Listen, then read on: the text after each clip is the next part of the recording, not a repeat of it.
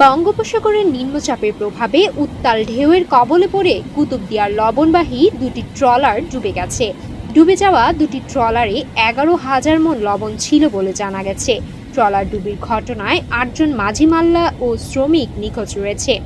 29 মে বুধবার নোয়াখালী জেলায় হাতিয়া উপকূলের মেঘনায় ঠ্যাঙ্গারচরের পশ্চিমে লাল বয়ার এলাকায় এ ঘটনা ঘটে।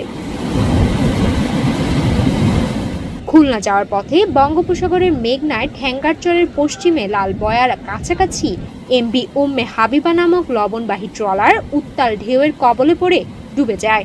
এ দুর্ঘটনায় এমভি উম্মে হাবিবা 6,000 মণ লবণ ও ট্রলার সহ 80 লাখ টাকার ক্ষতি হয়েছে বলে জানায় ট্রলার মালিক। পাঠাও চলো দেশি ভাইবে। পাঠাওকার ইন্টারসিটিতে 1000 টাকা পর্যন্ত ডিসকাউন্ট। ডাউনলোড নাও। ট্রলারে থাকা নিখোঁজ মানুষদের উদ্ধারে নৌবাহিনীর সহযোগিতা কামনা করছেন ট্রলার মালিক। গতকাল সকাল 10টার দিকে আমাদের একটি বড় লবণের বোট আরও বড় বড় 8-10টি লবণের বোটের সাথে চট্টগ্রাম কর্ণফুলী নদী থেকে ঢাকা যাওয়ার পথে সন্দ্বীপ এবং হাতিয়ার মাঝখানে শহরের মধ্যে মেশিন নষ্ট হয়ে শহরের মধ্যে আটকে গেছে এবং ওই লবণের বোটের মধ্যে 8 জন মতো আমাদের মানুষ ছিল। মানুষগুলোকে এখন আমরা পাই না, কোনো সন্ধান পাচ্ছি না।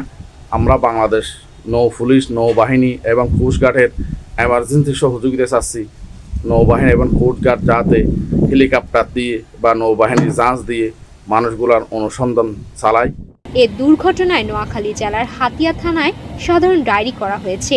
আবহাওয়ার কারণে সাগর উত্তাল থাকায় নিখোঁজদের উদ্ধার কাজ চালাতে পারছে না কোস্টগার্ড। একটু স্বাভাবিক হলেই কোস্টগার্ড নিখোঁজ মাঝি মাল্লারদের উদ্দেশ্যে অভিযান শুরু করবে বলে জানায় হাতিয়া পুলিশ।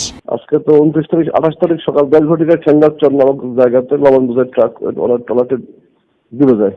আমাদের মাঝি মাল্লার সহ স্টাফ ছিল 8 জন নিখোঁজ। এখন পর্যন্ত তাদের কোনো সংবাদ পাওয়া যায় নাই।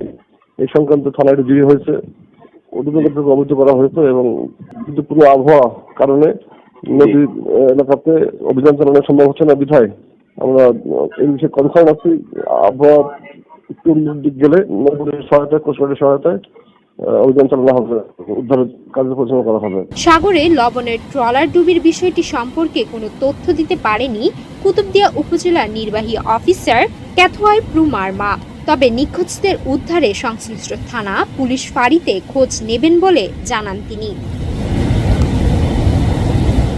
ট্রলার ডুবির ঘটনায় জাকেরুল্লাহ কোম্পানির ট্রলারে থাকা মাঝি মাল্লা উদ্ধার করেছে নোঙ্গরে থাকা একটি জাহাজ। বাকিদের উদ্ধারের এখনো খবর পাওয়া যায়নি।